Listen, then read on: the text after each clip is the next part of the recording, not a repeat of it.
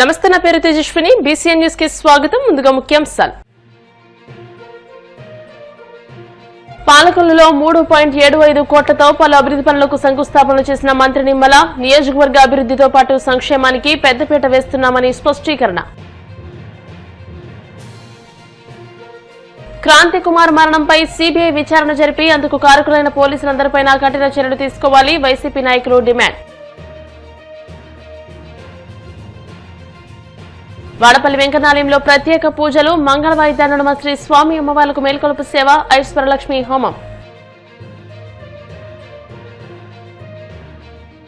దునగిరి సంశోధక్ అఘ్రై అనే 3 నౌకలను ప్రారంభించిన ప్రధాని మోదీ అభివృద్ధి, సంపద, భద్రత అన్ని సముద్రాలతోనే ముడిపడి ఉన్నాయని వ్యాఖ్య. పాలకొల్లు నియోజకవర్గంలో అభివృద్ధితో పాటు సంక్షేమానికి పెద్దపీట వేస్తున్నామని మంత్రి నిమ్మల రామానాయుడు అన్నారు.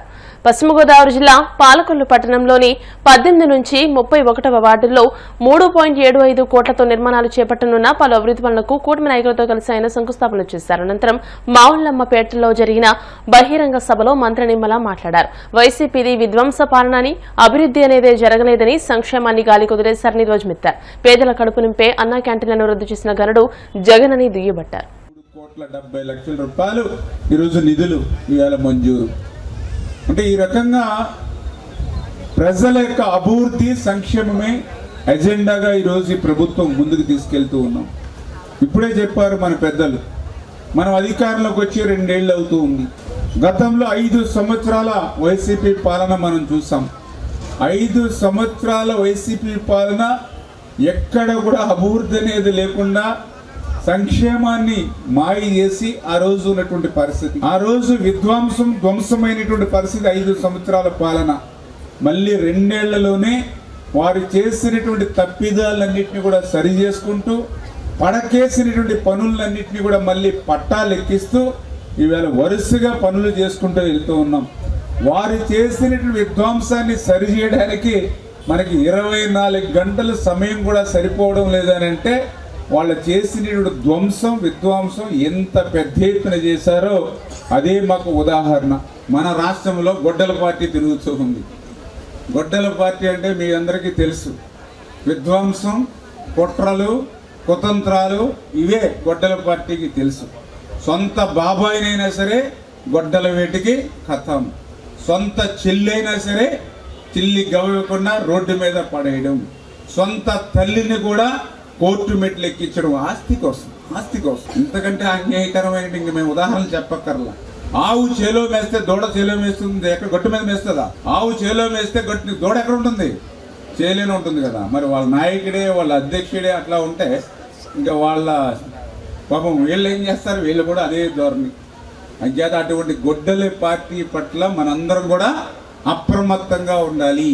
రోజు అబద్ధాలు, రోజు అసత్యాలు, ఇవి తప్ప మరొకటి చేత కాదు ఆ గొడ్డల పార్టీ. అటువంటి గొడ్డల పార్టీ ఈ రోజు జరుగుతున్న ఈ అభివృద్ధిని చూసి, ఈ రోజు జరుగుతున్నటువంటి ఈ సంక్షేమాన్ని చూసి, అరే మొన్న 11 సీట్లు వచ్చాయి, రేపు ఎన్నిక జరిగితే ఇవి కూడా వచ్చేలాగా లేవని చెప్పి మనల్ని మాయ చేయడానికి, మభ్య పెట్టడానికి అటువంటి అభూతమైనటువంటి అసత్యాలతోటి ముందుకు వస్తూ ఉన్నటువంటి గొడ్డల పార్టీ పట్ల మనందరం కూడా అప్రమత్తంగా ఉండవలసిన అవసరం ఉంది.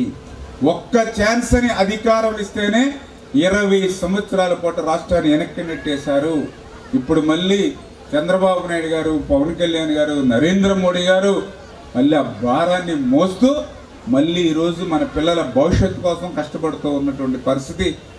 ఈ విషయాలన్నింటినీ కూడా గుర్తుపెట్టుకుని రేపు 15-20 సంవత్సరాల పాటు మనం వేసేటువంటి ప్రతి ఓటు కూడా కూటమికి గెలిపించాలి. 15-20 సంవత్సరాల పాటు తెలుగుదేశం, జనసేన, బీజేపీ కూటమి ఉంటేనే ఈ రాష్ట్ర అభివృద్ధి, మన పిల్లల భవిష్యత్తు ఉంటుందని చెప్పి మరొక్కసారి మీ ద్వారా అందరూ కూడా తెలియజేసుకుంటూ సెలవు తీసుకుంటాం. Thank you. రాజకీయ కక్ష సాధింపుల కోసం కూటమి ప్రభుత్వం అమలు చేస్తున్న రెడ్ బుక్ రాజ్యాంగం కారణంగానే క్రాంతి కుమార్ బలయ్యాడని, ఇది ఖచ్చితంగా ప్రభుత్వ హత్యేనని వైసీపీ నాయకులు ఆగ్రహం వ్యక్తం చేశారు. క్రాంతి కుమార్ మరణంపై సీబీఐ విచారణ జరిపి అందుకు కారకులైన పోలీసులందరిపై కఠిన చర్యలు తీసుకోవాలని డిమాండ్ చేశారు. కృష్ణలంక సీఐ నాగరాజు వేధింపుల కారణంగా గత నెల 21వ తేదీన పురుగుల మందు తాగి ఆత్మహత్య చేసుకున్న క్రాంతి కుమార్ కుటుంబాన్ని వైసీపీ ఎన్టీఆర్ జిల్లా అధ్యక్షుడు దేవినేని అవినాష్ ఆధ్వర్యంలో పార్టీ ట్రేడ్ యూనియన్ అధ్యక్షులు పోలూరి గౌతమ్ రెడ్డి, విజయవాడ మాజీ మేయర్ రాయన భాగ్యలక్ష్మి, వైసీపీ అధికార ప్రతినిధి ఆసిఫ్, పార్టీ గుంటూరు పార్లమెంట్ పరిశీలకులు పోతిన మహేష్ తదితరులు పరామర్శించారు. క్రాంతి కుమార్ నెల రోజుల క్రితం ఇదే రోజు 21వ తారీఖున మే 21వ తారీఖున పోలీసులు వేధింపులు తట్టుకోలేక ఆత్మహత్య చేసుకుని నా చావుకి పోలీసులే కారణం అని చెప్పని చనిపోయిన క్రాంతి కుమార్ గారు ఒక కుటుంబ సభ్యుల్ని, ఆయన తండ్రి గారైన వెంకటేశ్వరరావు గారిని, క్రాంతి కుమార్ గారి సతీమణ్ణి, వాళ్ళ పిల్లల్ని ఈరోజు వైఎస్ఆర్ కాంగ్రెస్ పార్టీ తరఫున పెద్దలు గౌతమ్ రెడ్డి గారు, ఆసిఫ్ గారు, మాజీ మేయర్ రాయన భాగ్యలక్ష్మి గారు, పోతున మహేష్ గారు, అదేవిధంగా స్థానిక కార్పొరేటర్ గా పనిచేసిన రెహనా గారు, ఎస్సీసీఎల్ వర్కింగ్ ప్రెసిడెంట్ గారు కానివ్వండి, మా జిల్లా అధ్యక్షులు వారు కానివ్వండి, రాష్ట్ర నాయకులు కానివ్వండి, నగర నాయకులు కానివ్వండి, జిల్లా నాయకులు కానివ్వండి, ప్రతి ఒక్కరం గారు ఈరోజు వెంకటేశ్వరరావు గారిని, ఆయన కుటుంబాన్ని పరామర్శించి ఆయనకి వైఎస్ఆర్ కాంగ్రెస్ పార్టీ అండగా ఉంటుంది, జగన్మోహన్ రెడ్డి గారు ఈ కుటుంబానికి అండగా ఉంటుందని చెప్పడం జరిగింది. నిజంగా చాలా బాధాకరమైన విషయం. ఇవన్నీ గారు ప్రభుత్వ హత్యలే. ఎవరైతే సిఐ ఉన్నారో, సిఐ పైన ఏసీపీ ఉన్నారో, వాళ్ళ పైన సిపి ఉన్నారో, డీజీపీ ఉన్నారో, వీళ్ళందరూ గారు క్రాంతి కుమార్ మన మధ్యన అబ్బాయి లేకపోయినా గాని వెంకటేశ్వర అన్న దగ్గరికి మా జిల్లా అధ్యక్షులు మా అవినాష్ గారు గాని, అలాగే గౌతమ్ రెడ్డి గారు గాని, ఆసిఫ్ గారు గాని, పోతిన మహేష్ గారు గాని, రెహనా ఈ వార్డు కార్పొరేటర్ గా ఉన్న రెహనా గారు గాని, అలాగే మా స్టేట్ వైడు, జిల్లా వైడు, నియోజకవర్గ వైద అందరూ నాయకులు ఈరోజు వచ్చి వెంకటేశ్వర అన్నకి వైఎస్ఆర్సీపీ తరపున, జగన్మోహన్ రెడ్డి అన్న తరపున మేమందరం వచ్చి కలవటం జరిగింది. ఏదైతే క్రాంతి కుమార్ కి జరిగిన అన్యాయం ఉందో అది తీవ్రంగా వైఎస్ఆర్సీపీ పార్టీ ఖండిస్తుంది. ఈ రాజకీయ హత్యలు ఎప్పటికాగుతాయి? సాయికృష్ణ లాంటి చిన్నపిల్లల్ని, ఈరోజు క్రాంతి కుమార్ లాంటి వాళ్ళని ఇంకెంత మందిని వీళ్ళు బలిపెట్టుకుంటారు? ఇలాగే బడుగు బలహీన వర్గాల కులంలో ఉన్న 12 నుంచి 15 మంది ఎస్సీ కులంలో పిల్లలు ఈరోజు రాష్ట్ర వ్యాప్తంగా ఈ పోలీసు దాడులు గాని, లేకపోతే ఈ పోలీసులు చేస్తున్న హింసలో గాని, ఈ రెడ్ బుక్ రాజ్యాంగంలో గాని చనిపోవడం జరుగుతుంది. ఇంత దారుణమైన పరిస్థితుల్లో రాష్ట్రంలో నెలకొంటున్న ఈ రోజు చంద్రబాబు నాయుడు గారు గాని, లోకేష్ గారు గాని, హోంమంత్రి అనిత గారు గాని, అలాగే డిప్యూటీ సీఎం అని చెప్పుకుని తిరుగుతున్న పవన్ కళ్యాణ్ గారు గాని ఎక్కడా చీమ కుట్టినట్టు కూడా లేదు. అరాచక పరిపాలన, ప్రజల ప్రాణాలని మానాలని కాపాడవలసినటువంటి ప్రభుత్వాలు, పోలీసు వ్యవస్థ వీరే డైరెక్ట్ గా హత్యలు చేయటం, అదేవిధంగా ప్రాణాలు తీసుకునే విధంగా ఉరికంబానికి ఎక్కేటువంటి పద్ధతిలో కూడా కొన్ని సంఘటనలు చేయటం. ఇవాళ దళితులకి సంబంధించి రాష్ట్రంలో 12 మంది చనిపోయారు. ఏ రకమైనటువంటి యాక్షన్ తీసుకోవాలా? జగన్మోహన్ రెడ్డి గారు బయటకు వస్తే అప్పుడు కొన్నిటిని కేసులు కట్టడం అనేటువంటి జరుగుతా ఉంది. అలా నేను అడుగుతా ఉన్నా, ఈ విజయవాడ నగరం అంటేనే బయట నుంచి 1,00,000 మంది ప్రజానీకం విజయవాడలోకి వస్తారు, బయటకు వెళ్తా ఉంటారు ప్రతిరోజు కూడా. ఇటువంటి స్థితిలో పోలీస్ అంటేనే భయపడేటువంటి పరిస్థితి. గతంలో బుడ్డా సంతను చంపేశారు, అంతకుముందు పోలీస్ స్టేషన్ లో ఆడవాళ్లకి గుండ్లు కోయించడం అని చేయించారు.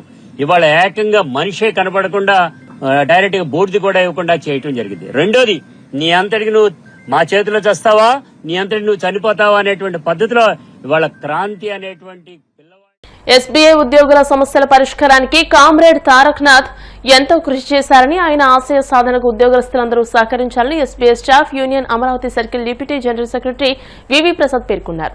నెల్లూరు జిల్లా గూడూరు పట్టణంలోని ఎస్బీఐ బ్యాంకులో యూనియన్ నాయకులు తారక్ నాథ్ 22వ వర్ధంతి సందర్భంగా ఉద్యోగస్తులు రక్తదాన శిబిరం ఏర్పాటు చేశారు. ముఖ్య అతిథిగా హాజరై తారక్ నాథ్ చిత్రపటానికి పూలమాలలు వేసి నివాళులర్పించారు. ఈ కార్యక్రమంలో గిరిధర్, విరూపాక్షరాజు, వినయ్ కుమార్, సత్యనారాయణ స్వామి, భువనేశ్వర్ తదితరులు పాల్గొన్నారు.